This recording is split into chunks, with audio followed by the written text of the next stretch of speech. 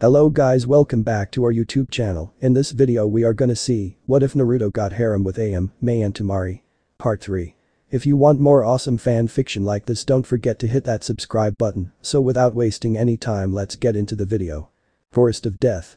The Ino-Shikacho trio were now leaping through the forest, careful not to be spotted, while simultaneously keeping a lookout for a group that could have their scroll. "Come on guys," called Ino excitedly. "Let's quickly get a scroll and get to the finish line." "But don't you think we should make sure we have the proper food provisions?" asked Choji. "We might get stuck here longer than we planned."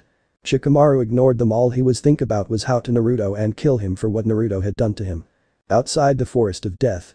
Midarashi Anko was happily munching on her dango. She then looked at the sky as it was showing that morning was about to come. The first day is almost over.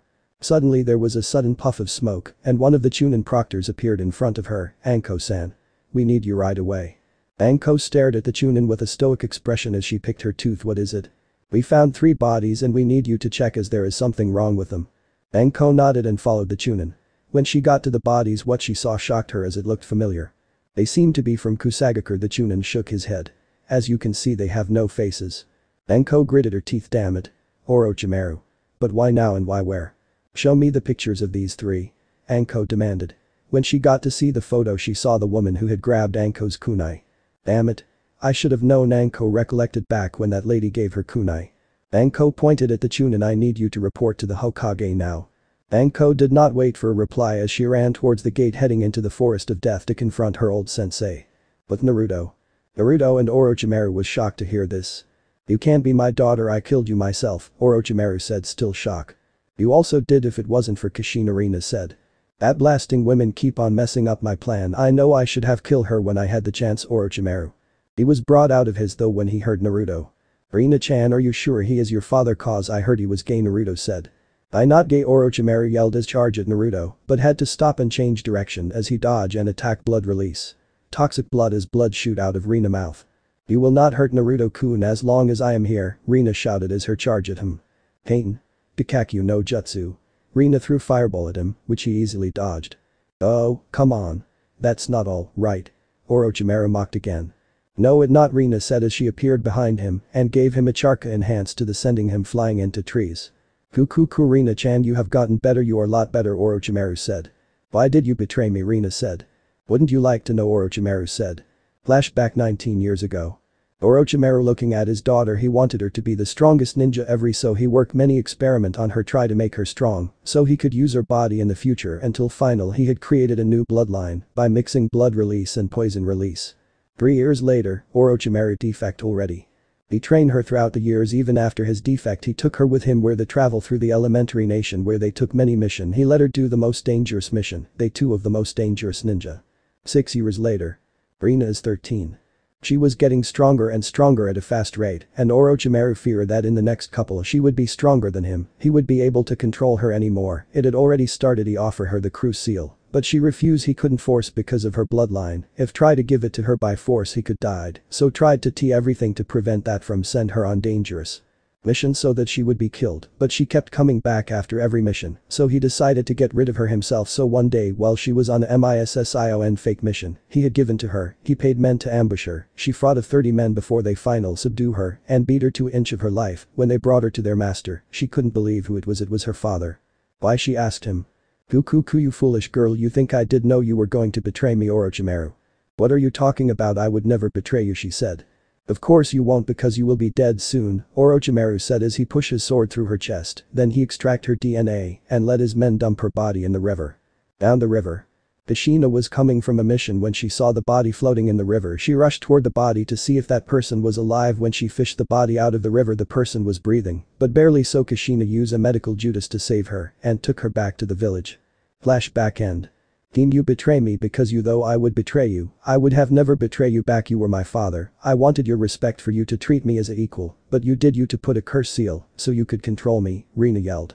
"You can earn my respect now. Hand over the boy and I will treat you as an equal," Orochimaru said as he walked closer to them until he was near them. As he stretched out his hand to grab Naruto, it suddenly fell off and he was flying backwards into the trees. "I don't need anything from you anymore," yelled Rina. Then she runs through a hand seal blood release. Poison needle as the needle shot at Orochimaru, forcing him to dodge. Suddenly he was behind her and gave her a kick, sending her flying into the trees. But Sakura. She had woken up earlier and found Sasuke lying on the ground and picks him and carried him into a cave. 3 hours later. Sakura continued watching over. Sasuke looked exhausted. When there was a sound, Sakura became alert and threw a kunai which missed because it was only a squirrel running towards her. She sighed in relief when she realized it was not an enemy, but suddenly Sakura heard chuckling coming in front of her. Looking up, she saw the 3 sound genins who she noticed was in the examination room. All of them were smirking. "Looks like you've been up all night," taunted Dosu. "We are here for the Uchiha, wake him up." Zaku leaked killer intent, scaring Sakura a bit. "What do you want from Sasuke-kun?" asked Sakura as she got in her stance. "I won't let you take him." "Shut up, girl. I will teach you your place." Kin lunged at Sakura but stopped as Dosu told her to wait. The man walked forward until he stopped where Sakura threw her kunai and kneeled down to touch the ground. "It looks like you tried to set a trap for us in such a bad manner. You need to learn how to set traps better." Sakura sweated in fear, causing the 3 sound ninjas to chuckle before they leapt over the ground, but suddenly a huge log comes sailing towards them, thanks to Sakura who enacted her trap. This was futile as Dosu destroyed it using his metal gauntlet, shocking Sakura. She was then stricken with fear as she couldn't move when all 3 sound ninjas came towards her. But then a miracle happened. Konoha Senpyu. Leaf tornado, a green blur appeared and with a kick knocked the 3 sound ninjas away. When the green blur landed in front of Sakura, the pink-haired girl screamed in relief. "Lee. Who the hell are you?" Zaku shouted as he stood up and rubbed his sore cheek. "I am Konoha's green beast, Rock Lee." Lee raised his head up as he looked serious and had a squirrel on his shoulder. "Lee. What are you doing here?" asked a confused Sakura.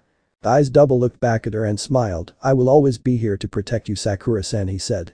Sakura gave the boy a smile and bowed. "Thank you, Lee." Lee gave her smile before turning towards the sound genin. "I said it once before, I'll protect you and I won't break my promise." Sakura just smiled as she wasn't fit to fight. Dosu eyed the green-clad genin wearily. He knew Lee's capabilities because of what happened in the examination room. "Zaku, I will leave Sasuke to you. I will kill these 2." Zaku nodded. Lee looked worried for Sakura. "Sakura-san is in no condition to fight. He is fast, but he only knows Taijutsu. I'm going to have a little fun," Dosu thought as he began to advance towards Lee. Dosu rushed towards Lee as the boy got prepared when the bandage man got nearby and tried to hit Lee with his gauntlet. However, Lee with great strength punched the ground and brought out a huge tree which connected with Dosu's gauntlet, destroying it in the process. "So I was right. You seem to rely on that hand of yours. It must have some sort of trick to it, right?" Lee deduced, much to Dosu's amazement and his team. Sakura was amazed. "He is strong." Lee was in deep thought. "I'm at a disadvantage since it's 3 against 1. Lee eyed all 3 of his opponents and then it narrowed. Suddenly Lee started to unwrap the bandages on his arms. "Guy-sensei, I will now use that move without reservation. Because now is the time to." Dosu, who now landed, rushed at Lee again and smirked. Sakura looked prepared when Lee started to enact his technique to protect an important person. Dosu lunged forward with his right arm wide, but then suddenly his eyes went wide. Lee disappeared and then reappeared under him and gave him an upward kick under Dosu, hitting his chin, making him soar into the air. While Dosu flew in the air behind him, Lee appeared. "I'm not done yet." Lee then wrapped the mummified genin with his bandages. Then Guy's student started to spin, slowly at first, but it gradually picked up more speed until the pair crashed right onto the earth. "Take this. Amit Range, Initial Lotus," yelled Lee as he released his hold on Dosu.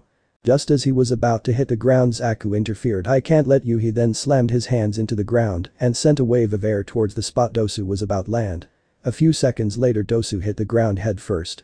With his legs moving about, Dosu got out of the ground showing no effect but was only dazed. "Impossible!" Lee exclaimed. Lee became weakened because he carried out the move. "Now it's my turn." Dosu brought his right hand forward ready to attack. Dosu then ran towards Lee and swung at him. Lee narrowly dodged but got affected by the sounds within the gauntlet, which made Lee's vision blurry and his ears bleed. "Lee-san," Sakura worriedly spoke. Lee couldn't see Dosu as his vision became blurry and then fell to the ground, having difficulty getting up. Dosu watched Lee wither in pain and spoke, raising his gauntlet. "There is a little trick to my attack. Just dodging won't help." Dosu chuckled. "Sound, you dodged my fist, but my sound got you." "Sound?" Lee grabbed his left ear in pain. "Do you know what sound is?" Dosu asked. "Vibration," Sakura answered, making Dosu delighted. "That's correct. Being able to hear something means that your eardrum catches the vibrations in the air," Dosu lectured. "And the human eardrum will shatter anything above 150 decibels. And to top that, to apply shock to semicircular beeps, an opponent will lose his sense of balance." Lee grunted in pain, making Dosu chuckle again. You won't be able to move for a while now. Your outdated hand-to-hand combat won't work on us, Zaku gloated while he crouched, making Lee grit his teeth. It was effective for a while, but I showed you my technique, Zaku smirked, so it's not going to go smoothly as you thought it'd be. He then took out his hands from the ground and brought it out for Lee to see. I can control supersonic waves and air pressures, which is even capable of destroying boulders. Lee and Sakura's eyes went wide as they recollected to what happened. Zaku carried on. I can send air into the ground and make it a cushion as well. He then smirked arrogantly, and at that moment airwaves came out of his hands. It's different from your dumb moves. Sakura gasped and Zaku chuckled. Lee gritted his teeth. Okay, Dosu stepped forward and raised his right hand. You're next. He then ran at Lee, who got prepared, but then moved to get Sakura instead. Lee grunted as Dosu ran at Sakura, who reached for her pouch. He's coming. She then got out a kunai and became ready. Once Dosu reached near and swung, Lee ran at a quick pace, intercepting Dosu, shocking both the man and Sakura. When he got close, Lee swung his right leg Konoha Senpyu, Leaf Tornado, but his damaged body managed to get him. Dosu, using this opening, grabbed his right leg and pushed it away. Looks like my previous attack was effective. He then gained some space for himself and tried to swing at Lee. You surprised me a bit. But I don't see a trace of your chain combo that was executed in a flash. Lee blocked his left side, but Dosu smirked and swung at his left, connecting with Lee. He then charged his technique. His mass vibration of sound echoed. This arm amplifies the sound that is generated inside to its maximum like a speaker. Lee was in pain but blocked as long as he can, making Sakura screamed his name in fear. The sound inside the gauntlet echoed as Dosu redirected it to Lee using his chakra as it went straight inside Lee's ear, making him scream louder. Lee sent Sakura screamed as Lee fell to the floor unconscious. Dosu looked down at him gravely and raised his arm. Now to finish you off. I won't let you. Sakura pulled out 3 kunais and threw it at him, which made no effect because Dosu used his gauntlet to block it. Sakura's eyes went wide, while Dosu grinned. Geez. With Rina and Naruto. Rina looked beaten as she almost fell unconscious, while Orochimaru stood before her. Fukuku, Rina-chan, nice try, but you don't have the strength to beat me, Orochimaru spoke, making his daughter grit her teeth. Rina grunted and used her only strength by pulling out a kunai funkyu. She then tossed it at Orochimaru, who merely caught it between his fingers and shook his head. Ma, you never change. Before Rina could respond, Orochimaru slammed her into the tree and lifted her up by the neck. Rina gasped as she struggled to breathe. She tried to stab him with a kunai, but Orochimaru managed to paralyze her. He then let her go as she fell to the floor, holding her neck in pain. He dropped her on the ground and walked over to Naruto. As he walked over, he started cough up blood, and he walked closer to Naruto. The worse the cough become, then he started to wonder when Rina blood got into her system. He did even remember any blood system except when he licked Naruto. You bitch, you gave him your blood, did you? The snake yelled. He had lost his chance to get Naruto's body. Rina started to laugh as she remembered when she had given Naruto her blood. Flashback 7 years ago. Rina waited for everybody to leave the hospital room before she came out of the shadow and poured something in a sleeping Naruto mouth. Soon, Naruto, you will be mine, cuckoo, Rina said before she sank back into the shadows. Flashback end. Orochimaru walked closer to kill Naruto when he sensed Anbu coming. He sank into the ground and he was gone. A few seconds later, Konoha and Yuga arrived to see Naruto and Rina on the ground, then they rush over to heal them. Back with Lee. Zaku came next to Dosu and smirked. Heh, I don't even know if she's worth the effort. Kin then came walking in front of them with a smug look. Well then, allow me. Sakura looked at Kin and charged and threw several shurikens and then went through a set of hand seals. Kin dodged all them and looked at the girl only to see 3 Sakura. Kin raised her eyebrow at her. You think a technique like that is going to work? Kin threw several senbons at Sakura. All 3 Sakuras burst into smoke, with the one in the middle being replaced with a log. Sensing her, Kin turned to see 3 more clones, all of them doing hand seals. Again, Kin tossed more senbons, hitting all of them again, gaining the same result as before. This time Kin blocked a punch that came from behind her by Sakura. Kin punched back, making the pink-haired girl falter back. Kin used this opportunity to knee Sakura, winding her, and then slapped the girl, making her fall to the ground. Then she picked up Sakura by the hair hard, making her cry in pain. Kin whistled as she admired Sakura's hair. Well, you look at that, it's softer than mine. She then scowled. Girls like you who take care of their hair and train makes me sick. Funking fangirl. Zaku screamed. Kin. You take the little girl while I'll take the Uchiha. He then went to the shelter as he smirked cruelly. Sakura watched helplessly as she realized how pathetic and weak she was. Events that led to this situation collected in her head. Sasuke-kun and Naruto both became strong while I only relied on them, and now I can't do anything to help. Naruto, please come save me.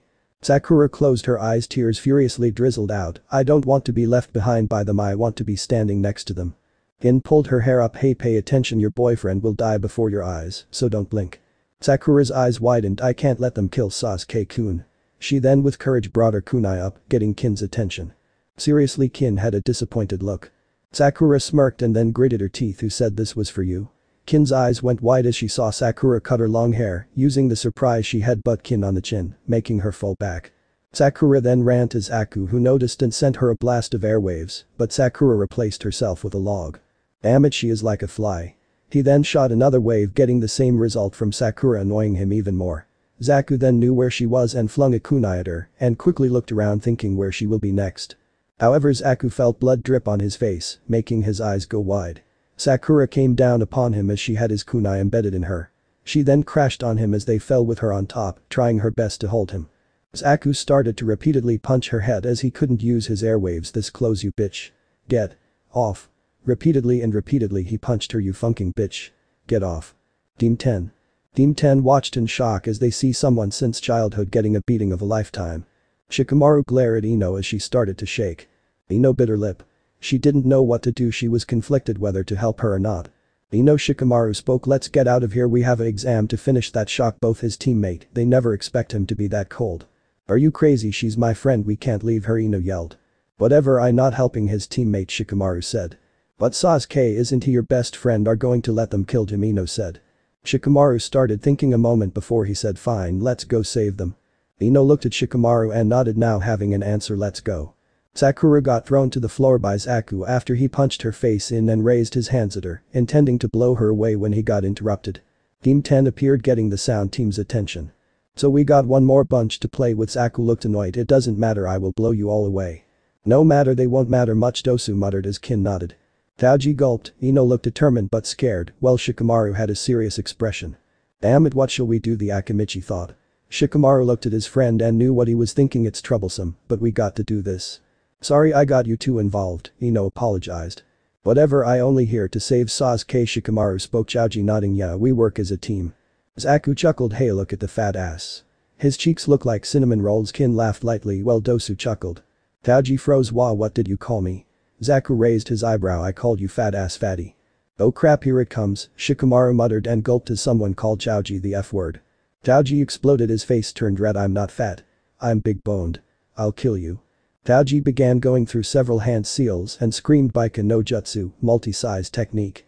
The Akamichi enlarged double his size as he turned into a big size ball and then rolled towards Zaku. But the funk, Zaku was shocked at the weirdness of the technique. You fat ass, I will cut you down to size, he then screamed. Zankia, decapitating airwaves. The airwaves slowed Taiji down, shocking Zaku as he thought the fatty was done for. Dosu quickly went to back up his teammate but couldn't move. What's this? Dosu was confused as he for some reason couldn't move. Hagame no Jutsu, Shadow Possession, complete. Shikamaru smirked. Zaku dodged Taiji as he was running all over the place with Taiji after him. Damn it. Dosu, are you okay? Kin shouted at her teammate who froze. Ino smirked as she did her technique Shintension no Jutsu, mind-body switch technique. A sound echoed and then Ino fell unconscious as she hit Kin dead center.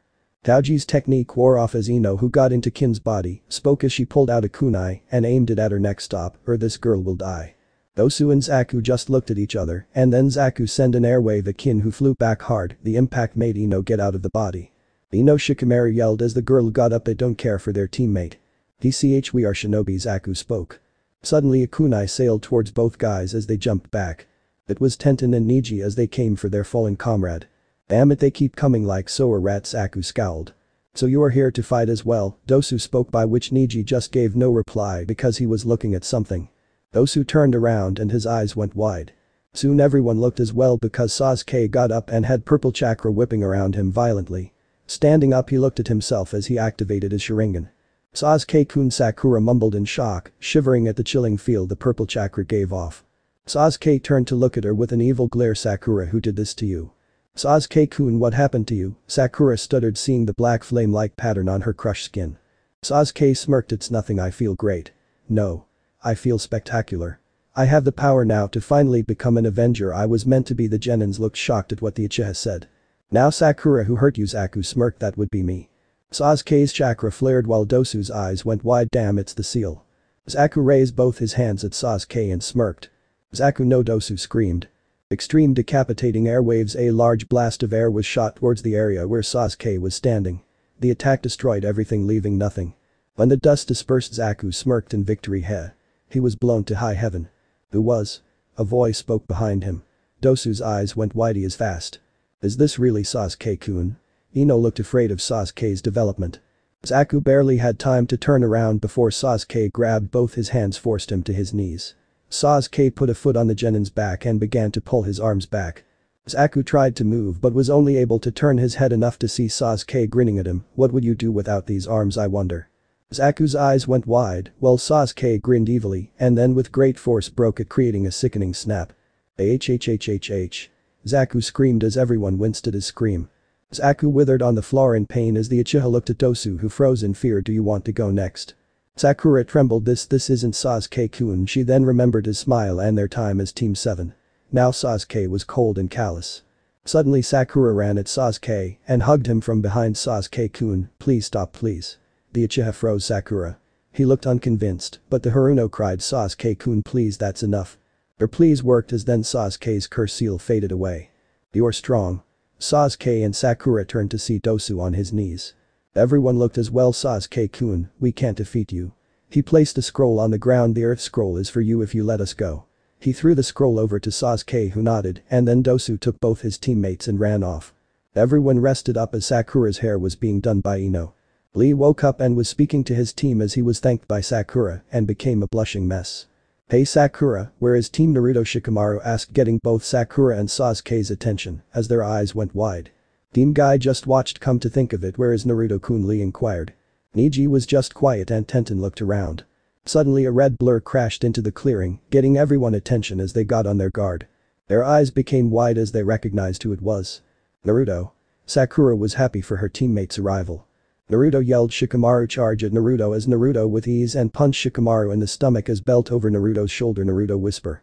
You are weak just like your father, as Shikamaru lost conscious as everybody looked in shock. Nobody knew why he hated Naruto, but no one was willing to ask Naruto because they was afraid of him. Sakura. Sasuke, do you have a scroll? Naruto's teammates nodded. What happened to you? Naruto asked Tenten. Naruto ignored her as he looked at the scroll he had and frowned. Shit, another heaven scroll. Naruto looked over and saw that Shikamaru had an earth scroll, so he walks over, but Ino and Choji back his way. Move or I will kill you, Naruto said in a cold voice as he took out his sword and pointed at them as they stepped aside. He took up the scroll and left his heaven scroll, much to everybody. Naruto, how could you do that to our friend? Sasuke yelled. That was very unyouthful. Naruto ignored them. Sakura. Sasuke, let's go now before company arrive. The Uzumaki just ran forward with both scroll. His teammates hesitated at first before following after him. Team 10 pick up Shikamaru and leave also. Niji used his Byakugan and he was shocked. There were lots of teams coming this way. Naruto was right. Lee, Tenten, let's go. Lee and Tenten nodded and dispersed. Outside the tower. It was the fourth day and Team 7 managed to get into the tower from the east as they avoided opponents. Team 7 got inside the tower and then saw a sign on the wall. What's that? Sakura inquired, making the blonde delinquent dreaded. I think we have to open them. The other two agreed and Naruto and Sasuke each grabbed one of the scrolls. Alright, we'll open them.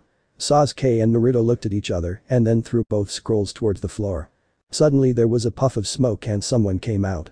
It was Anika, who waved, who smiled. Hey guys. Anika. Sakura was happy for her crush sister who smiled at her. Naruto did not get to reply as Anika tackled him to ground as she captured his lip hungrily as he lay there make out for what seems like hours. Then they got up. So guys, how are you? Anika said. Sakura smiled. We are fine, Anika. We had a tough time but we made it. Okay guys, let me tell you the real reason for this test. Anika then told them the reason for the scrolls, as heaven meant mind and earth meant strength. Together they are to be in harmony. Now you guys have half hour, so rest up, Anika said. Inside the tower, Naruto's room. Naruto, I need to talk to you, could you summon me? Kurumu said. Okay, summoning Judas Kurumu, Naruto said as Kurumu as she came out. Naruto expect Kurumu to be her normal fun-loving self, where she would tackle him to the ground and smash her cleavage in his face. He got the tackle alright as she beat the crap out of him. Naruto, you team, I told never to use that move, you could have died, Kurumu yelled as she continued to beat him with tears coming out of her eyes as Naruto hugged her until the crying stopped. I sorry Kurumu-chan, I never do anything like that again, Naruto said as he continued to hug her as the crying stopped and she lifted her head out of his embrace and stared into his eyes as he got closer to her and kissed her. Lemon scene happened. Next morning. Morning came and all of the contestants were told to meet in the main arena at noon. 10 minutes until noon they made their way to the arena where the rest of the teams that had passed were waiting and got into lines according to teams. It was mostly Konoha genin including Kabuto's team, whom Naruto eyed warily. There was also the Suna team which looked a bit bored and the Odo team. Last was a team from Kurigakure, 2 of which looked to be in high spirits. With only a few minutes until noon the arena doors crashed open and Team 10 waltzed in with Shikamaru leading the pack. The Avenger looked around until his eyes landed on Naruto. His fists clenched and he started off towards the redhead but was stopped by a hand on his shoulder. He looked up into the face of his sensei and sneered. "Let go of me, I need to teach the dope a lesson." "No, wait until the exam," Asuma said. The Hokage looked over the group in front of him and forced a smile. The presence of Kabuto was rather concerning as well. "I congratulate you all on making it to the tower on time. Now I will tell you the true purpose of these exams." The Hokage went into a slightly long speech about the politics behind the upcoming matches and how they would be reflecting on their country's strengths. When he was finished and about to send them on their ways, a sickly ninja walked up and interrupted him. "Excuse me, Hokage-sama cough, but as the proctor of the cough final stage of these exams, there is something I need to take care of first." The old man nodded to him and stepped aside giving him the floor. "My name is Jack Mahade and I will be your final proctor for these exams. Before we can let you all leave today however, there is a small matter that needs taken care of. But so many important individuals coming to Konoha Cough to watch the main matches, we would rather not keep them waiting around for more than a day if we don't have to. Since the matches will be set up in a single elimination tournament style, we are going to have the preliminary matches now in order to lessen the numbers of contestants in the main matches." Cries of outrage came mainly from Team 10 since they had only just gotten there straight from the forest. They looked the part too as they were the dirtiest in the room. If anyone feels that they would be unable to continue Cough with the fight they may leave now. Just raise your hand and you will be escorted to the village. Only 2 people put their hands up. One was a Kirinin who looked like he was about to fall over any minute, the other made many in the room suspicious. Kabuto had his hand up and was claiming that the last fight he had to go through in the forest took too much out of him and he made a show of limping away from the group. This of course didn't fool a few of those in the room and Saratobi shifted his eyes to a window where a hidden Anbu would be, signaling that he should follow the boy. "Well, now if there is no one else these matches will be decided by this board behind me in a random draw. Cough, those not participating in the current match will move to the balconies at the sides until their names are called. The match does not begin until I say, and it only ends when your opponent is dead, forfeits or I call the match at which point you will immediately stop. If you do not stop you risk an automatic forfeiture to the main matches no matter how well you did." Hayate finished his speech and looked at the board with everyone following his lead as the first names shuffled into view. Uchiha Sasuke and Academy Yoroi stay on the floor. Everyone else please proceed to the balconies. All the genin moved into place to watch or participate in the first match of the day. Sasuke smirked as Yoroi rushed him. Easy win. He struck out at the other genin, but his strike was pushed to the side as Yoroi grabbed onto his shirt and a blue glow surrounded his hand. Sasuke immediately panicked as he felt chakra being drawn out of him. He could already feel his strength ebbing and quickly pushed the other boy off him as he staggered backwards. Yoroi didn't give him a chance to recover though and was back on him in a second. Unfortunately for the Uchiha he was reflexive on his taijutsu and tried for a takedown. His choice of moves proved too hazardous though as Yoroi casually turned his hand and once again grabbed Sasuke's chest. Sasuke got a kick in and managed to get away from Yoroi. He gripped his neck in pain as the Tenno-Juin began to act up. Deciding he had to end this match quickly. Then appear behind Yoroi Chidori. 1,000 birds he called out forming a ball of lightning to spawn in his hand as he pushes it through Yoroi chest killing him. "Kakashi, you taught him such a dangerous move, why?" Guy said to the lazy porn reading rival. "How you say something," Kakashi replied before he got hit in the head with a frying pan. "I didn't acknowledge him." "You ought to be ashamed," Kurenai said before turning to Ino. "Here is your pan back." "Curious, if you taught him that what did you teach Naruto?" Asuma said watching Kakashi carefully. Well Kakashi started sweating. "Kakashi, you didn't teach him at all for this tournament did you?" Kurenai said with a frown. "He never teaches us anything," Sakura says offhandedly too into watching the fight to notice the frowns and stares given to Kakashi by his peers. Back to fight. Hayate walked over and jumped up to the balcony to check on the down teen, not even needing to get too close. Winner, Uchiha Sasuke. Medics were already making their way to remove the body. As his victory was announced, Sasuke nearly collapsed from chakra exhaustion but was caught by Kakashi as the Junin waved off the medics coming their way. "Come on. We need to take care of that little hindrance." Before Sasuke could object he was taken away via Shunshin, much to the annoyance of Sakura, who was now complaining about not being able to congratulate him while screeching about how she knew he'd win. The name board scrolled again as the next two contestants were displayed. Kankurum and Miss Yumi come to the floor. The two made their way down the steps and calmly faced each other in the arena. Begin. Before anyone could blink, Miss Yumi had Kankurum wrapped up in his impossibly stretched and bent arms. I use my chakra to move my body after I dislocate all my joints. Give up now or I'll break your neck. Piss off, asshole. A loud snap was heard throughout the arena as Miss Yumi tightened his grip and Kankurum's now limp neck caused his head to flop forward. Hayate stepped forward but was stopped by the sound of something hitting the floor. Everyone watched as Kankurum's face seemed to chip off onto the stone. Suddenly his head turned around and laughed at Miss Yumi. It wasn't the face of Kankurum, but rather a wooden contraption.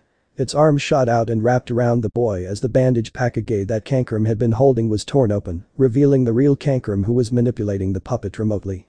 You take so much pride in being able to bend your body like that, how about I make you really flexible by breaking every bone in your body? Kankurum said with a jerk of a finger. The puppet's arms tightened and the elastic genin screamed out before going completely limp. It's a good thing I didn't call that match early. Hayate thought as he walked over to check Miss Yumi. Winner Kankurum, Hayate said. The medics rushed in and took the traumatized boy away as Kankurum made his way back up to his siblings. Next match, Haruno Sakura and Yamanaka Ino. Hayate said. Same as the canon fight. Once the little spectacle was over with and everyone was settled back in place, Hayate coughed again. Cough. Next match will be Aburami Shino of Konoha and Zaku of Odo. Please come to the arena floor. The two boys made it to the floor, but the one that caught the most attention was Zaku, as he had both his arms in slings from his fight with Sasuke. Hayate quirked an eye at the boy, wondering if he should stop the match before he even started it, but with a nod from both genin he was resigned to his duties. Begin. You should forfeit this match so you don't injure yourself further. Shino told the boy in a flat voice. Zaku ignored him and got into a fighting stance before forcing one of his arms out of its sling. Don't get so beepy, freak. You'd be surprised what I can manage. Zank it. A blast of wind shot out at the bug user and flung him back. Due to the extent of Zaku's injuries, the blast wasn't strong enough to do much major damage. He watched as Shino got up easily and stood once again like a statue. Your one arm and its breeze are hardly effective enough to go against my plans. A chattering sound filled the arena as everyone looked around to find its source. Their attention was drawn to the arena floor, where a thickening swarm of insects was making its way towards Zaku from the opposite side of Shino. Now you are surrounded. Attack me and my insects will attack you. Attack them and I will attack you. Is that your trump card to surround me with bugs? Zaku lowered his head and gritted his teeth in pain as he struggled with his other arm, but eventually got it up and open. This is a trump card. Now I can attack both you and your pathetic bugs. Now die. Zankyukuha. The high-pitched whistling was heard throughout the arena as one of Zaku's arms flew off towards one wall and the other erupted with holes in various places. Once Zaku's technique ended, he was left with only extreme pain as he screamed out. Shino took full advantage as he rushed over and punched the boy in the side, causing him to fall painfully on his face as he now had no way to break his fall. That is a true trump card. As you were talking, I had my insects crawl up into those annoying holes of yours and sit. The inevitable build-up of pressure needed a release, and now you see the after effects. It's too bad that whatever method was used to give you those tubes seems to have killed the nerves in your palms, or you would have felt them there as they entered your body. He turned his back to the boy and began walking to the stairs. Hayate was about to call the match when he saw Zaku slowly shuffle to his feet. Without so much as a sound, the boy rushed the Aburami to attack, but once again cried out in pain and fell to the ground, steam rising from his legs and back. No one had seen the attack happen, but when they looked at Shino, they found him stopped with his hands in the bird sign. And that is a backup plan. He stated before continuing his walk. Hayate went to check on the boy and found he had been literally cooked from specific points on his legs and middle back. Checking for a pulse, he found it to be fading fast and waved the medics over. Winner Shino. He looked back at the medics who were trying to force chakra into the boy as they took him away. Even for a non-medic like Hayate, he could tell that if they were at such a point that it was pretty much hopeless that he would make a full recovery. Watching one medic run over to the wall, he remembered the kid's arm flying off and realized that it was pointless either way. Back with Hayate, he watched the board scramble names again. Fifth match, Tsuchi-kin vs Shikamaru. Winner Shikamaru. The Nara just released his jutsu and walked back to the balcony and just laid down on the floor and fell asleep. Match 7, Uzumaki Naruto against Inyazuka Kiba. Cliffhanger, no Judas. Naruto S, Bloodline. Rinnegan from his mother family. Senshin, absorption, from father. Naruto's bloodline limits absorbed. Sharingan from Shisui Uchiha. Blood poison. Release. Naruto S weapons. The destroyer it wrap up and bandaged at blade hasn't been revel yet at about 5ft6 long. Ability has the power to destroy Charka coil forever. The Red Death the sword that look like Hawkeye's sword but is a red blade.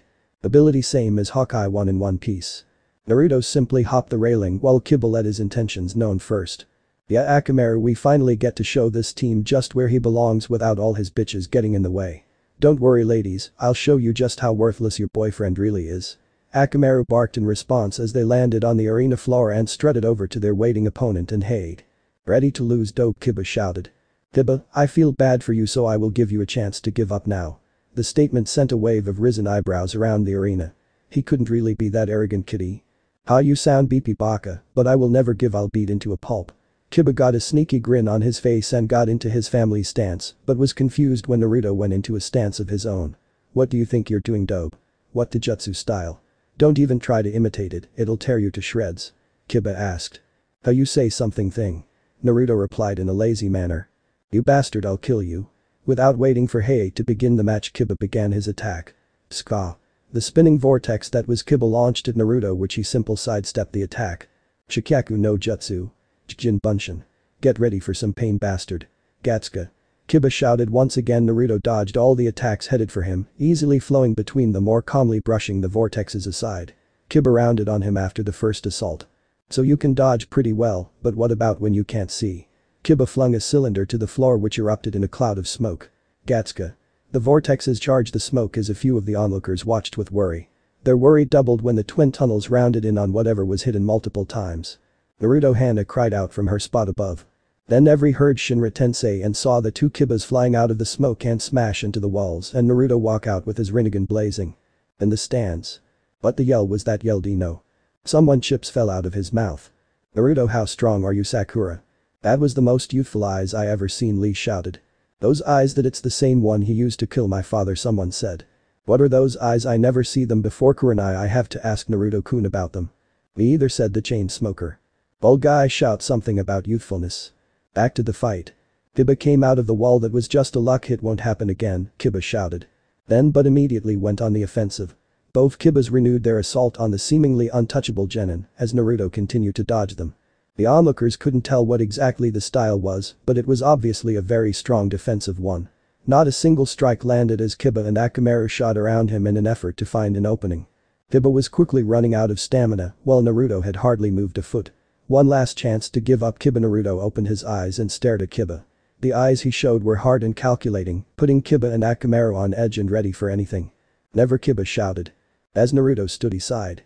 I was hoping you would have given up, but very well. He took his sword off his back then into a new stance, causing even Hei to wonder just how many forms the boy knew. As he raises his sword into the air, it begun to glow blue. Naruto stood with his legs slightly bent.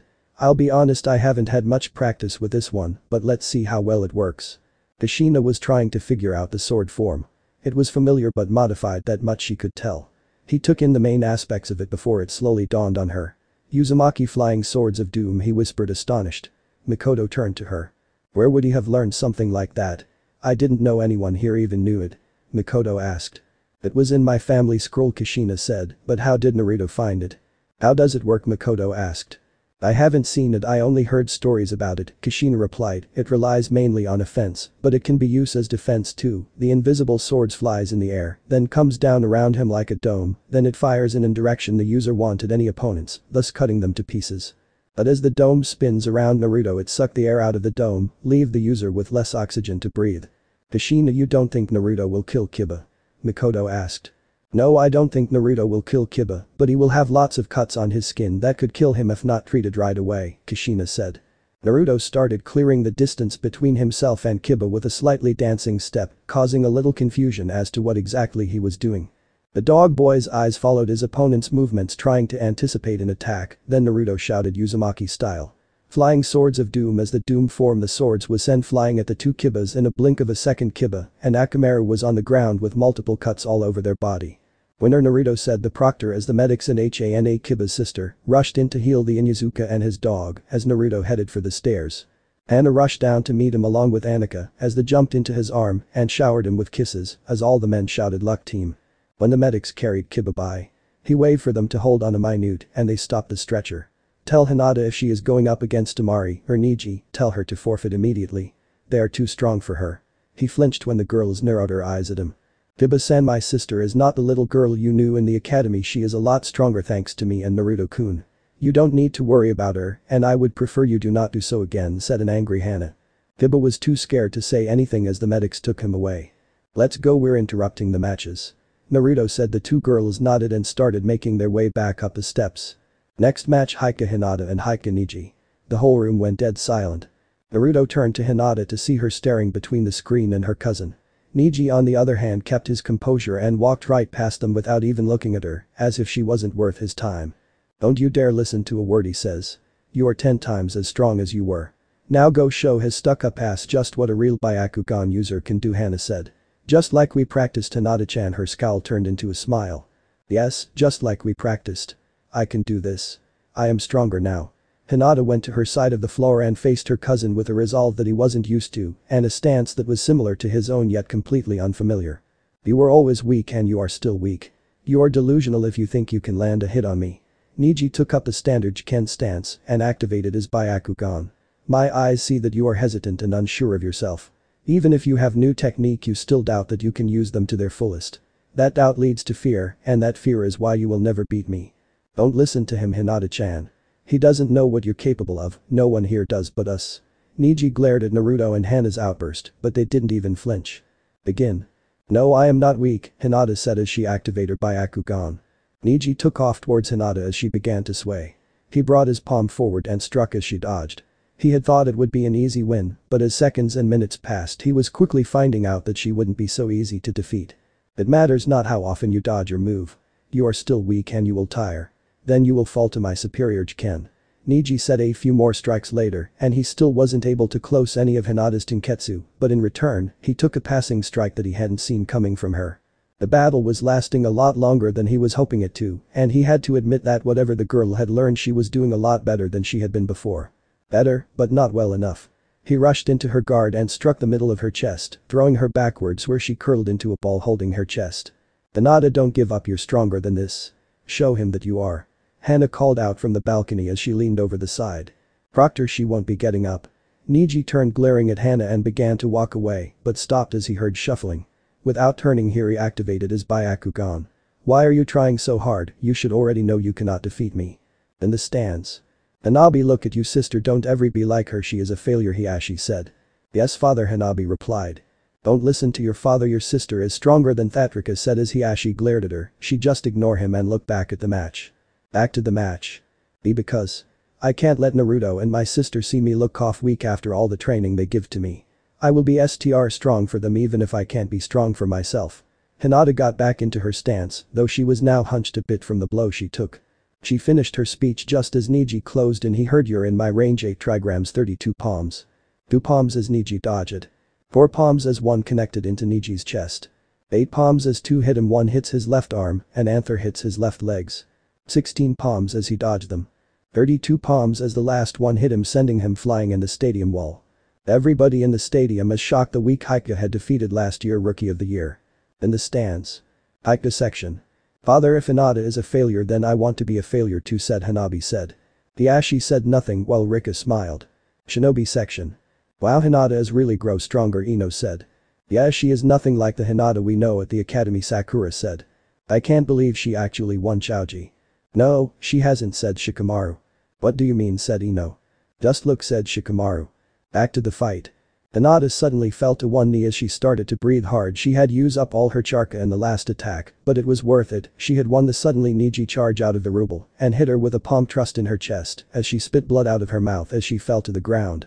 You bitch, I going to kill you, Niji shouted as Hinata got back up as Niji got into a familiar stance that the proctor recognized. He had to put a stop to it.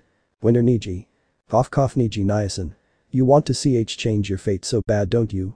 You are like this to protect your heart from the pain you feel. You hate the main branch so much, but there is nothing you think you can do about it. Niji's Byakugan deepened as she spoke. You are trapped and you can't run away from it. Are you jealous of me because I am a main branch? Off as they looked on, the ninja watching the fight could see in her eyes the pity she felt for the Hika boy. That was enough for Niji as his rage flared and he sprinted towards Hinata and shouted 8 trigrams 64 palms shit. were the thoughts of Hana and Rika. As they rushed down, but Rika was stopped by a charcoal ace finger to the neck by Hiashi, but Hana was there into front of Niji to block his attack with one of her own protection of the 8 trigram 64 palms. 2 palms. 4 palms. 6 palms. 8 palms. 16 palms. 32 palms. 64 palms, the both shouted as she blocked all of his attack. What the hell do you think you are doing? You already won the match, Hana yelled at him. Fate told Hime to end her, now get out of the way or you will share the same fate, Niji said as her glared at her as he went into the same stances. Bring it on, as she challenged his glare as she activated her Byakugan. Niji, stand down or you will be arrested, said the Hokage. Niji just snored and turned around to leave. Hana deactivated her Byakugan to check on her sister when suddenly she felt a palm thrust in her back, sending her fly face first into the stadium wall. I told you not to interfere, Niji said. Suddenly a strong Kai fled the room. Oh shit, was the unanimous thought of the Jonin and Hokage, who looked at Naruto and saw his eyes turn red with a vertical slit as they rushed in to stop him. None though were fast enough. As they reached the area where Naruto was to pin him down, he was already gone. He was in front of Niji as Niji stood there shocked, then he was hit with a fist into his jaw. They all could hear the crack of bones throughout the arena, and Niji was sent flying into the wall as Niji. Then the Hokage and the rest of the ninja appeared and grabbed Naruto. Then Niji make the mistake of getting up. You see where Naruto had hit him, his lower and upper jaw was in 2 different directions. Then they felt the Naruto Kai again. Naruto, don't do it. If you attack him again I will be forced to arrest you, Hokage said, but Naruto wasn't listen. All they heard was Shinra Tensei, and every was sent in different direction as Naruto as took his sword off his back and it started to glow green, world's strongest slash. But it was stopped by the same green light as a man appeared in front of Niji. Hakanomi no Minku, Hawkeye Mihik, was all the Jonin could say. Sensei, get out of my way, Naruto yelled. Naruto, stop, you have to calm down or you will do something you will regret, Hawkeye said. No, he hurt Hana and now he will pay with his life, Naruto shouted as he lifted his sword to attack again when suddenly 3 redhead and a brunette appeared in front. Behind and on the 2 sides of him they all yelled at the same time. Naruto stop as they hug him while crying on him. They all of his anger vanish. He hates seeing women cry. Everybody in the arena let out a breath of relief that they were all holding. Then Mai, Kushina and Annika continued to hold a crying Naruto. The medics saw their chance to treat. They came rushing up with a stretcher and pulled Niji, Hana and Hinata onto it as they took her away. Naruto-kun, are you alright? Mai asked. Then Kushina and Annika realized that they weren't the only ones holding Naruto. Who are you? Kushina demanded. This is not the time or place for this, Mia said. Kushina was about to say something when Naruto interrupted them. I find just need to check up on Hana, Naruto said as they let him go. Naruto started to walk away to the medical ward when he was surrounded by Anbus and the Hokage. Naruto Uzumaki, you are under arrest by orders of the Hokage and disqualified from the exam, said the Hokage as they grabbed him. Annika was about to rush over to him when Kushina stopped. No, you will only make it worse, Kushina said. Then Kushina stepped forward. Are you going to arrest Niji too, Hokage-sama? Is Niji going to share the same fate as my son, Kushina said. Why should he? He is the victim of your son attack, the Hokage replied. The shinobi was in an uproar. Some were calling for Naruto's death while others were shouting for his release. Quiet down, Naruto broke a direct order and attack when I told him not to, the Hokage yelled. But did you give Niji the same order and yet he still attacked Hana, and beside Naruto's attack never hit Niji, but Niji's attack hit Hana, Kushina said. But the Hokage was cut off by Mai. If Naruto get punished then the Hyuga should receive the same when he recover, Mai said. All the shinobi who were on Naruto's side all shouted in agreement. The Hokage knew he was in a bind. If he punished Niji and not Naruto, he would lose the support of the Hyuga clans and some of the civilian, and also there were people coming to the final who wanted to see the Hyuga geniuses in action, but if he did not punish him and only punish Naruto, he would lose the support of some of the clan leaders and he can't afford to lose any, so he decided.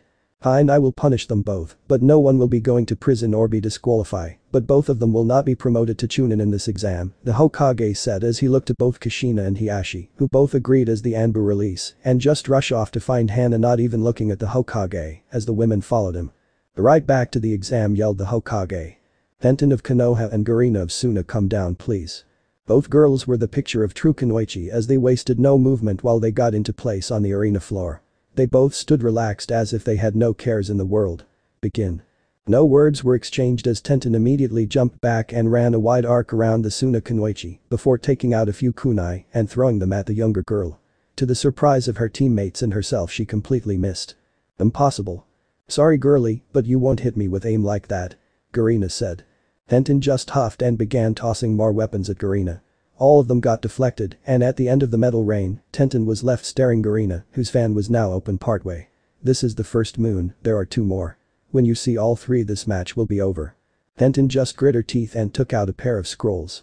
I was planning on saving this for the main matches, but it looks like I won't be able to hold back. Tenten said, getting enough distance. She balanced the 2 scrolls in front of her as she made hand signs. Smshmrik. The scrolls erupted into the air as a pair of twisting dragons between which Tenten appeared amidst a double helix.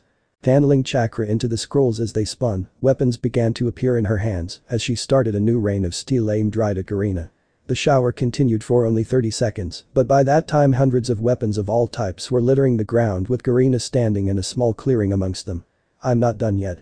Tenten, with tremendous effort, she used the strings connected to each weapon and pulled them all back into the air before swinging her arms forward, causing all of the weapons to crash down again, but all at once, this time in a near solid sheet of pointed metal. There should have been no dodging the mass, but as Tenten landed, she glared at the lone figure in the middle of the field of metal. Garena just smirked as she stood with the second moon of her fan showing. Shall we end this little game? Twirling her fan in front of her, Garena vanished into thin air. Tenten looked around frantically until a shadow overlapped her. Shit. She looked up into the air to see Garena grinning down at her from on top of her fan. She was surprised that she hadn't attacked when she had the chance, but it seemed that wasn't her plan. Instead, Garena landed right back where she started, still with the same grin on her face, while the fan was completely unfolded, showing all 3 moons. Kamitachi no Jutsu. In the small arena, the attack rounded on itself, and soon Tenten was lifted into the air in a small whirlwind that began cutting into her clothing. The larger problem wasn't the chakra-laced wind though, but rather the vacuum inside the cone. With a lack of air, she was quickly rendered helpless before Garena released the jutsu, causing the Kunoichi to fall toward the ground. Garena wasn't satisfied with that though, as she held her fan to the side and caught Tenten on the end of her iron fan, the not-so-soft landing causing Tenten to cough up blood before she passed out. Still not satisfied, Garena threw Tenten out towards her own weapons, intending to impale the girl upon her own horde. Luckily, the girl's teammate was able to jump down in time to save her from an even more painful landing. Is that any way to treat someone who tried their best? Lee glared at the Sunanin. Shut up and take that weakling out of my sight. Garena said. Lee sped forward and attempted to attack Garena, but was blocked by her fan. Now that wasn't nice. It's as expected from a ninja from such a soft village though. Garena said. Lee. Calm down. The green spandex-clad Jonin sensei of the boy landed behind his student. Hi guy sensei. Garena, stop messing around with that idiot and his guardian. Temari cold voice came from above. Winner Garena. There was a small intermission as the weapons were cleared from the floor. Medical ward. Naruto, with Anika, Mai and Kushina hot on his heels, bolted into the infirmary, but they were told that only one of them could enter at a time, so Naruto entered first. When he opens the room, he saw Kurenai was talking softly with a doctor, while Hinata and Hana slept in their nearby beds. The rest of the room was empty, so they quietly pulled some of the extra visitors' chairs around. Upon seeing him, she rushed over to him and hugged him as she cried on his shoulder, as Naruto hugs her back while rubbing her back. Naruto, they will be fine. Let them rest in peace. The doctor said that Hana will be out of here in a week and Hinata will be out before the final. Naruto let out a sigh of relief. He walks over to Hana's bedside and brushes his hands through her hair. I swear if I meet Neji in the final I will kill him, Naruto said. Don't say that, Naruto-kun. He's my family, Hinata said. Family? You call him family? Hinata, family don't try to kill each other like that, Naruto said. Please Naruto, don't kill him, it's not his fault, please, I already forgive him, Hinata said. Sorry, but I can't forgive him for what he has done, especially to Hana, Naruto said. Please Naruto, promise me you won't kill him, I'm begging you, Hinata said as she began to cry. Naruto hate to see women cry, so he decided. Okay Hinata-chan, I won't kill him, Naruto said.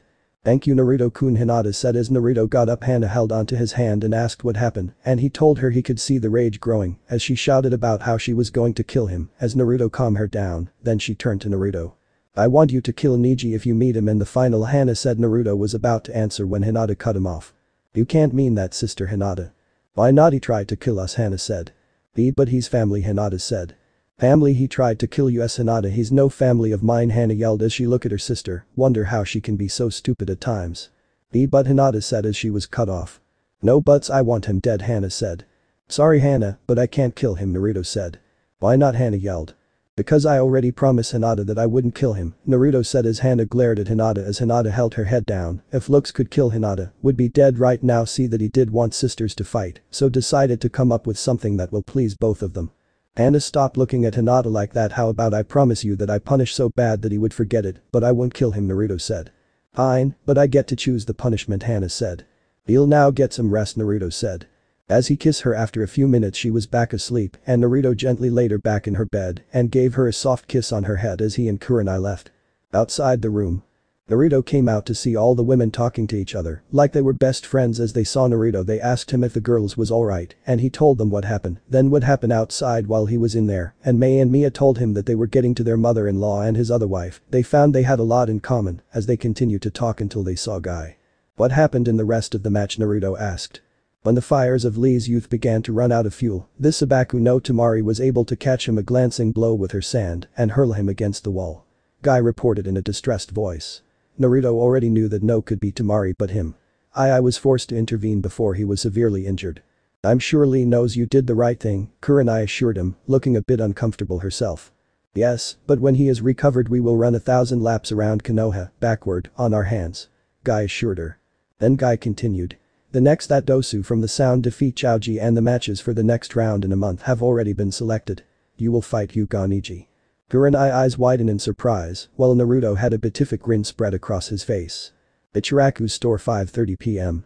Naruto didn't have a particular destination in mind after all the redhead for the Uzumaki compound while Anika went home, but he found himself walking towards Ichiraku's store. It had been some time since Naruto had some ramen. He could picture eating AM ramen today, and his stomach approved of this by issuing a growl. Conceding to his hunger, Naruto entered the restaurant. Smiling towards the old chief, Ichiraku issued a laugh. Well, if it isn't our best customer, Ichiraku gave Naruto a gently pat on the shoulder as AM came around the corner. Is that Naruto? AM cried out as she jumped into his arms. How has the Chunin exams been? AM asked from Naruto's dark looks. The two guessed something bad happened. After telling them what happened between Hinata, Hana, himself and Niji, AM hugged him even harder for a while before she and Ichiraku turned and began to cook Naruto's ramen. After a few moments of silence, Naruto's food finished, but before the Uzumaki could eat, a shadow fell over him. Turning one eye behind him, Naruto saw Jiraiya staring down at him. What do you want? Feigning a hurt look, Jiraiya took a seat next to the boy. Hey, I heard what happened to your girlfriend, Jiraiya spoke, but got no response from Naruto. Jiraiya watched as Naruto ignored him as he ate his ramen. Sighing, Jiraiya reached forward and before Naruto knew it, the bowl of ramen was dumped on his head. As the liquid poured down his head, Naruto's eyes flashed to the hermit. Now that is a good look for you. Jiraiya was about jumped when fist caught his face sending flying through the door. Then Naruto went after him. Do that again and next time I'll kill you, Naruto said as he looked at the down Jiraiya, who just smiled at the boy. Naruto then went back into the shop but Jiraiya followed him and kept watching him. What do you want, old man? Naruto finally asked. I'm here to train you. A dumbfounded look was what Jiraiya saw on Naruto's face. I see potential for you, and I noticed your opponent is a Hyuga. I can handle myself. Naruto said. Jiraiya stopped and stared at Naruto. His eyes were set as his blade of wind dispersed. Naruto turned as if to leave, but Jiraiya stopped him with 3 words. You will lose. You only caught off guard the last time. Jiraiya knew at that second he made a small mistake. Turning his head just an inch, Naruto gave Jiraiya a full view of his eye. It was now red. That attitude you have about you being able to win will get you hurt. Just because you have Kyuubi's chakra and some jutsu doesn't guarantee you anything. Naruto started to laugh. I don't need your help anymore, Godfather. Where were you when I need years ago when the villagers attacked me and my mother? Jiraiya felt ashamed. He couldn't answer Naruto's question. He had to make it up to Naruto and know the right way. This is called the Rasengan, Jiraiya stated with a simple tone. I propose a challenge for you but cut him off.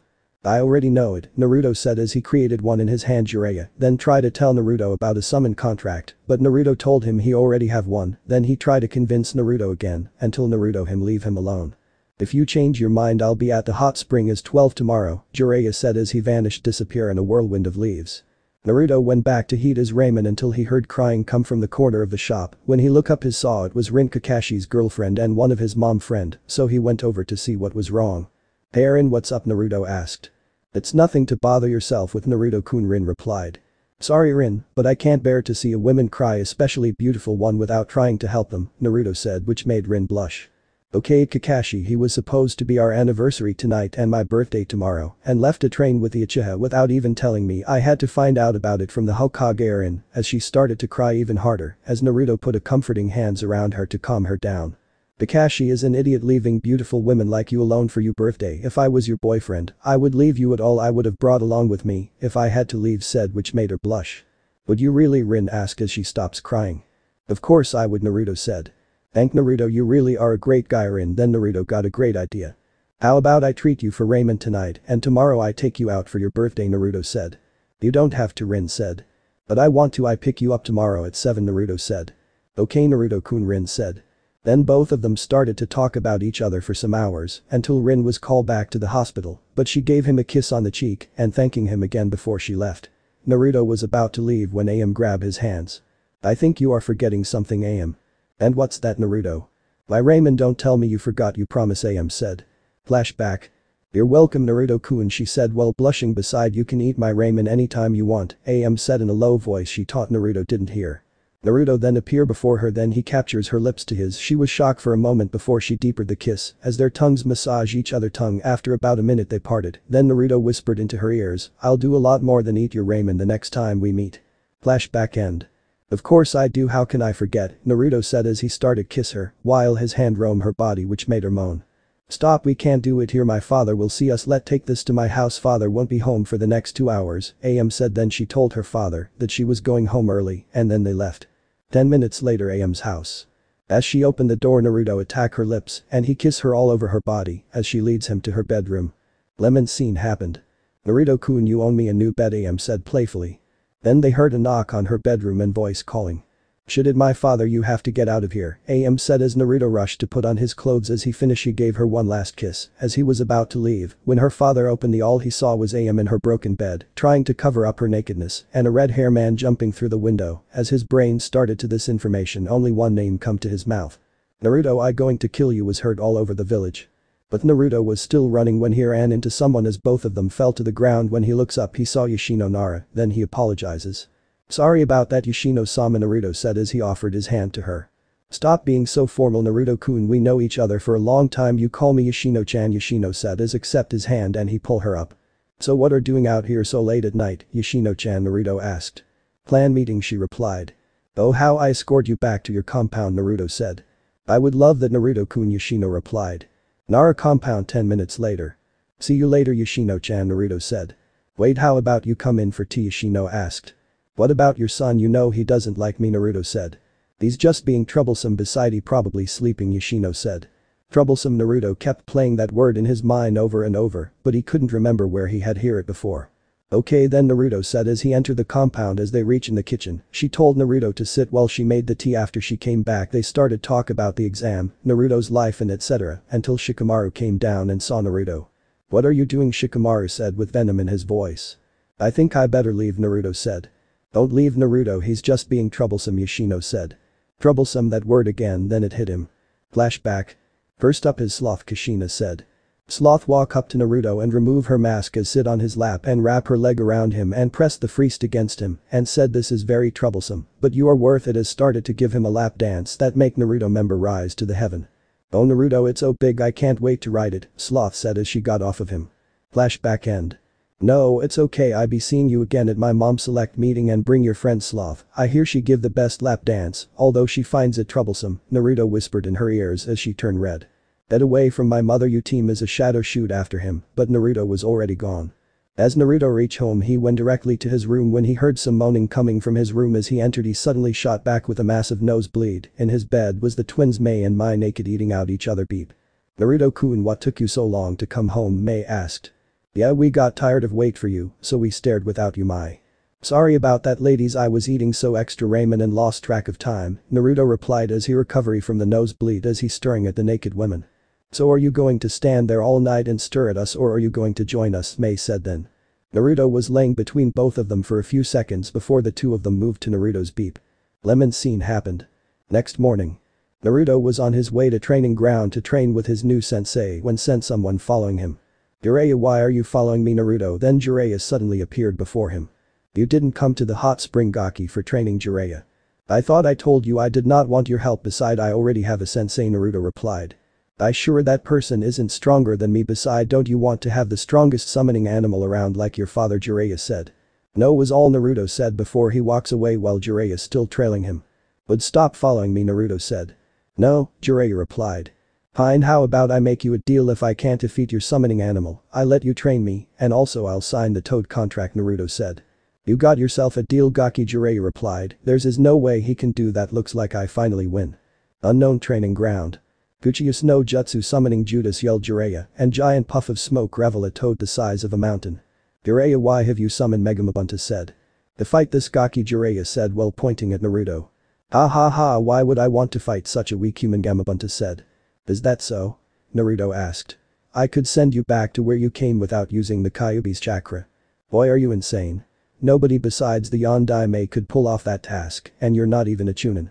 Gamabunta retorted. Then you have nothing to worry about. Naruto challenged. Naruto activates his Rinnegan, then he made a shadow clone, then the clone wove through hand signs before shouting, fire release.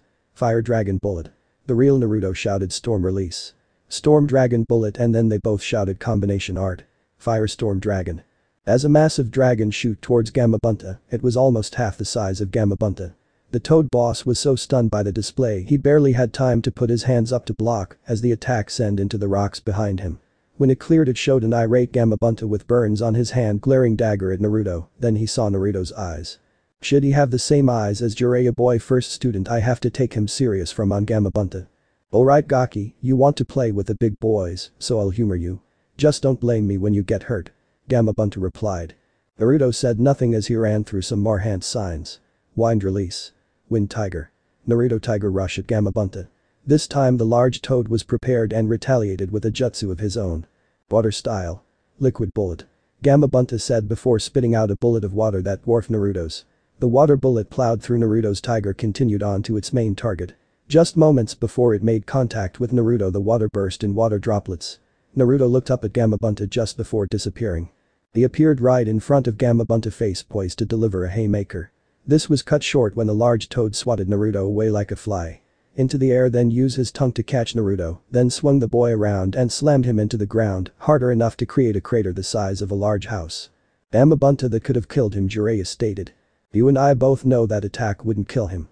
The boy has gotten arrogant. This little beating just might have put some humility in him. Gamabunta retorted. The moment he said, the Naruto appeared above his uninjured eye and punched him in at earth release. Rock fist. Arg. The boss toad yelled as he stumbled backwards and covered his eye. Don't underestimate me, you fool. Naruto growled. Gamabunta removed his hand from his eye, showing swollen eye. Alright Runt, you want me to get serious, you got it. The boss toad yelled. Gamabunta pulled out his tanto and in a blink brought it down on Naruto. Naruto jumped to the side, just barely avoiding the blade strike. Yet he wasn't fast enough to avoid Gamabunta fist. The large toad strike created a large crater, he ground and dust engulfed the area. Naruto shot of the dust and ran up Gamabunta tanto. The moment Naruto reached the hilt of Gamabunta blade, he started a series of hand signs. Water release. Giant whale. Naruto said, and a large whale came out of the river and attacked Gamabunta. Gamabunta raised his arm to block but let out a grunt of pain when the whale hit him. Gamabunta growled but smirked as he sensed another Naruto above him. Fool me once. Gamabunta murmured as he spun around and slapped Naruto out of the air, then he slammed Naruto into the ground, then went to step on him when his foot was stopped by some earth release. Giant rhino dome head protect him. That was close, you almost got me, but I late for training, so I finished this now, Naruto said. Well, a shocked Gamabunta looked at him, then Naruto made 5 clone. They all shouted Shinra TNSEI almighty push, sending the toad flying into a mountain, then a big puff of smoke, the toad was gone. Jiraiya stood there in shock, can't believe his toad was defeated. Naruto just looked at him before he vanished to training ground, find his new sensei. Training ground 27.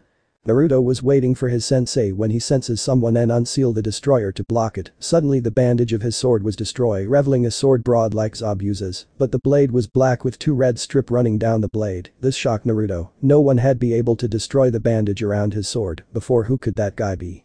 Who are you? Naruto asked. I am your sensei for the month, the man said. So you are the guy that Kushina-chan told me about. You look a lot older than I thought you would be, Naruto said. Whatever kid, let train, by the way my name is. 6 hours. Naruto draws himself into the shower. All the swelling, bruises and cuts all over his body had gone down thanks to Kurumu power. Stupid ass sensei, that's the last time I train with him, muttered as the water run down his body, then he started feeling pleasure. Naruto cried out and couldn't help but reach down and caress Kurumu's face gently. Along with her hair, she couldn't help but feel her body begin to get heated up even more as she moved her head while still holding Naruto's butt, along with running her hands there as well as up and down Naruto's thighs. It was not long before Naruto finally reaches his limits and shouts as he felt his orgasm hit him hard. Yes. Hirumu managed to take in as much of Naruto's cum as it flowed out of his beak, and she couldn't help but find the taste to be worth it, as it was thick, sweet, and hot to her. She took in as much as she could and then moved away, and she swallowed her lover's cum slowly to savor the feeling of it flowing into her throat. As soon as she was done, she looked at Naruto, who was relaxing and smiling at her, and he spoke. "Wish I could finish this, but I late for my date with Rin." Naruto said Hirumu was depressed until Naruto promised her he would do a favor for her any time and place. At Rin's house.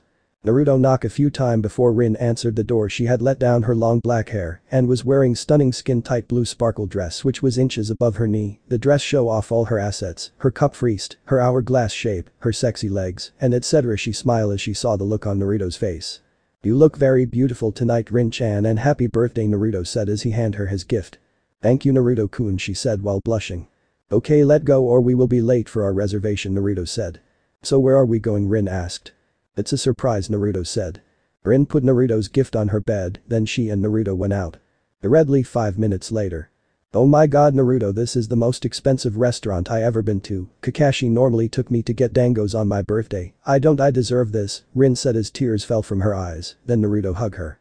"Don't ever say that about yourself, you deserve anything good that happened to you," Naruto said. After she dried up her tears, they went into the restaurant and was seating. They ordered their food and told each other their life story, like how Kakashi was worthless in bed, he lasted 4 seconds in her before he came, and Naruto even told her how he sprayed animal female scent in Kakashi clothes. As Kakashi walks out of his house, he was attacked by horny male animal, humping him all over body. Rin burst out in laughter. They talked throughout the dinner. 2 hours later, Rin's house. "Thanks for tonight, Naruto-kun, I really had fun. It was the best birthday I ever had," Rin said. "You're welcome, Rin," Naruto said as he kissed her on the cheek goodnight and was walking away when Rin drew him back in a kiss as their tongue fought for dominance and their hands were all over each other. As they parted, she wished him good night, then one final kiss before he went home. 3 weeks before the final. Naruto woken up in the hospital in bandages covered all over his body. The last he saw was flame coming at him by his sensei. Naruto wondered how his mother had survived sensei's training. Naruto got out of bed and decided to visit Hana as he went to her room, but she wasn't there, but the nurse told him that she had checked out. As he walked down the hospital hallway, his eyes caught someone in a room, so he decided to check it out. He saw Hiashi Hyuga. He was in a coma. He was about to ask the nurse what happened to him when he heard them talking. "Poor guy, I wonder when he will be waking up." A nurse. "What happened to him?" asked nurse 2. "He got knocked out by a frying pan to the face," said nurse 1 while hold back a giggle. "Who couldn't have do that to him?" nurse 2. "His wife, we had to pry the frying pan off his face. It was like it was glue on," nurse 1 said as she was now laughing. "It must have been a hard hit. I wonder what he did," nurse 2 said. "When they brought him in, his wife yelled, 'That what you get for knocking me out in the exam,'" said nurse 1, then they heard laughter and when they turned around no one was there. "Hyuga compound. Hey, can I talk to Hana?" said Naruto said to the guard. "Your kind is not welcome here, demon," said one of the guards as he activates his Byakugan. "And why isn't he welcome here?" said a voice. "Rika-sama," said the guard as Rika was glaring at him, then the guard started feeling pain in his head, then he fell over to the ground out cold. "You take him to the medical ward now," Rika said. "Hi, Rika-sama," he said, then he pick up the down guard and vanish. "That what you get for call my Naruto-kun a demon, Rika, so what bring you here today?" "Just came to talk to Hana-chan. By the way, what did you do to him?" Naruto said. "Nothing to worry yourself about. Hana is in her room, so let go," she said as he dragged Naruto into the compound by his hand. As they reaching in the house, Rika told someone to notify Hana that Naruto wanted to talk to her. As they wait, Rika started asking Naruto question about his training. "So Rika-chan, I did know you hit that hard with a frying pan. I better not get on your bad side," Naruto said. Well, Rika blushed and was about to answer when Hana arrived and tackled Naruto to the ground and started kissing him when they heard a cough which snapped them out of their kissing. "I think I leave you guys to talk in private. It was good talking to you, Naruto-kun," Rika said as she leave while swing her hip and ass in a sexually way that hypnotized Naruto, and he had to fight the blood from coming to his noise as the door closed behind her. Then Hana smacked him on his head. "Are you check out my mom?" Hana yelled. "Oh, of course not," Naruto shuddered. While outside the door, listened to Hana and Naruto argument. "Rika-chan, you sexy bitch, you still have it," Rika as she walk away. Inside. After the argument, Hana and Naruto was making out while their hands explore each other. "So you have any idea of how you are going to destroy Neji?" Yet Hana asked. She ended the kiss. "No, not yet," Naruto replied. "Then I have the perfect way," Hana said as he dragged him to the training ground. 3 hours. Naruto and Hana had just finished when they heard screaming. When they reached the screaming, they saw a man standing over a woman who was clutching her head in pain. Then Hana shouted, "What are you doing to her?" When he heard Hana, he stopped. "Mind your own business, this is between me and her," said the man. And what did she do to deserve this punishment? Hana said the man could answer, then she asked the girl, and she told Hana that she was being punished because she refused to have sex with him. Hana was read after that the next thing the man know his ball was crushed into pulp and fell to the ground, and all over the elemental nation, all the men suddenly hold on to their ball, even Naruto. You can go now, Hana said to the girl. Thank you, Hana-sama, she said as she left. What was that the man did to her to cause so much pain? Naruto asked. He was activating the cage bird seal, Hana said. Cage bird, where have I heard those words before? Naruto, what is this cage bird seal? Then she told him all about the seal and the main members and branch members. She also told him how her mother, she and sisters hated the seal and was trying to stop it from being used. So if your mother hated the seal, then why would she use it? Naruto asked. My mother would never use that seal, Hana yelled at him. Yes, she did it to the guard after he called me a demon, Naruto said. While mom must have cared about Naruto to have used that seal, but to what extent, Hana? That because she care about you, she doesn't like when people called you a demon. Oh, so what is the name of that seal again? Naruto asked. It's called the cage bird seal, she said. That was when it hit him, he finally remember where he heard that name before. Flashback. Next we have bird, said Kushina. Flashback end. Then a smile comes to his face. Hey Naruto-kun, are you alright? Hana said. I'm fine, let's go to your room, Naruto said. Hana's room. Hana moved forward seductively to meet Naruto. Hana wasted no time with her turn as the two of them began to kiss one another deeply, and she could feel the way Naruto moved as he closed in towards her and hugged her tightly, as she was more than ready for this moment. The kiss between the two of them was deep and arousing for the two of them, as they also rubbed their bodies on one another, and the lavender-eyed Chunin felt her freests, as well as her nipples, which were already getting very hard, rubbed his body. She smiled at that as she could tell that Naruto loved it as he blushed deeply. Lemon scene happened. As soon as they were done, Hana felt asleep in Naruto's arm. He was about to shut his eyes to sleep when he heard a noise outside the room. He went out to check when something crashed into him. It was Rika. She was laying on top of him in a see-through nightgown. Seeing this, he blushed hard as his beep stood up against her beep. Feel it, she moaned, then realized what she had done, jump off of him really quickly. Sorry about that, Naruto-kun, said Rika while blushing. Don't worry about it, Naruto said while blushing too. Naruto, I'd like to thank you for saving my daughters in the Chunin exam, she said. It's no big deal, he replied. It is, and I wanted to do something for you to repay you, she said. You don't have to, he replied. I insist, she said. Fine, Naruto said as he appeared behind and opened the front part of her nightgown. You tasted very good, Rika-chan, Naruto said as she was about to reply. They heard someone coming and they both disappeared into their own room. Chapter end. Alright, that's it for today's video, guys. Let me know in the comments section how was the story, and also don't forget to like, share and subscribe. I will meet you in another video. Peace out.